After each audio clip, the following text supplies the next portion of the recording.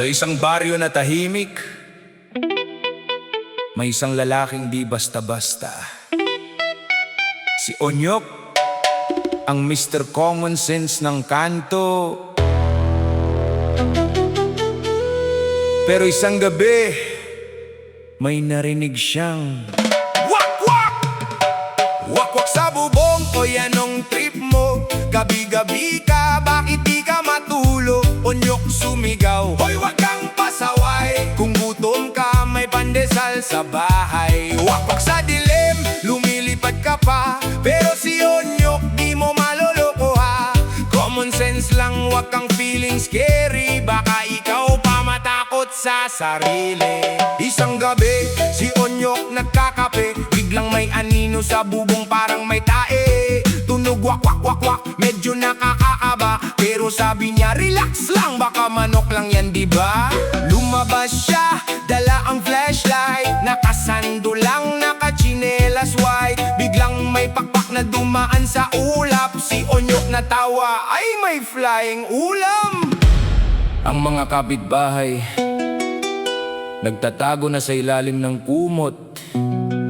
Pero si Onyok naka-standby pa rin, handang makipag-usap sa kahit anong wakwak. Wakwak sa bubong, o yanong trip mo? Gabi-gabi ka, bakit di ka matulog? Onyok sumigaw, hoy wag kang pasaway. Kung gutom ka, may pandesal sa bahay. Biglang bumaba yung wakwak sa harap. Medyo nakakatakot pero may konting kapalpakan. Kasi nadulas siya sa balat ng saging. Si Onyok natawa, ay bes, wag kang feeling. Sabi ng wakwak, ako'y aswang kinatatakutan. Sabi ni Onyok, ay talaga, bakit ka nadudulaan? Kung gusto mo man ako, tayusin mo, galaw mo. Baka ikaw pa gawing mimi dito sa baryo. At doon napaisip ang wakwak, bakit parang ako ang napapahiya?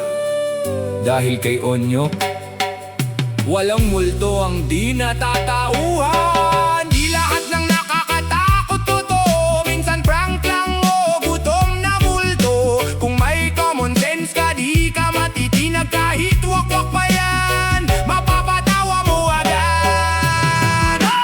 Wakwak sa bubong, o yanong trip mo? Kung mananakot ka, ayusin mo, show mo. Onyok nandito, di ka ubra. Ikaw pa ngayon ang natakot sa kanya. Wakwak sa dilim, wag ka nang umarte. Dito sa baryo, ikaw ang komede. Mr. Common Sense, walang kinatatakutan. Kahit aswang pa, ginawang katatawanan.